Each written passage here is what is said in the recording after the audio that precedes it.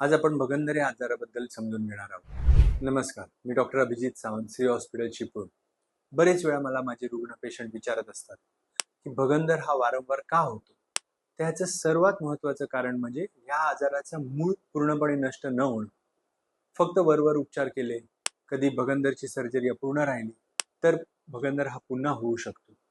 म्हणून बरेच वेळा आजच्या काळात कोणती सर्जरी अचूक आहे हे रुग्णांनी डॉक्टरांचा सल्ला घेतला पाहिजे. डॉक्टरांचा सल्ला घेऊन त्यांच्या मार्गदर्शनाखालीच भगंदरची सर्जरी केली पाहिजे. ह्याचं सर्वात महत्त्वाचं कारण म्हणजे हा आजार पूर्णपणे मुळासकट नष्ट न होणं. यशस्वी ऑपरेशन नंतर पण हा जर आजार पुन्हा न व्हावा असं वाटत असेल तर आपल्याला जखमेची काळजी घ्यावी लागते. तिथली स्वच्छता आपल्याला चांगली पाळावी लागते. तसेच आपल्याला आपलं पोट साफ होतंय का, शौचास नियमित होतंय का ह्याचीही काळजी घ्यावी लागेल. जखमेवर कोणत्याही बाहेरून ताण येत नाही ना ह्याची काळजी घ्यावी लागेल. आहारात भरपूर जास्त प्रमाणात फायबर असणं, पाणी असणं गरजेचं आहे. जर तुम्हाला डायबिटीज असेल तर शुगर नियंत्रणात ठेवणंही तितकंच गरजेचं आहे.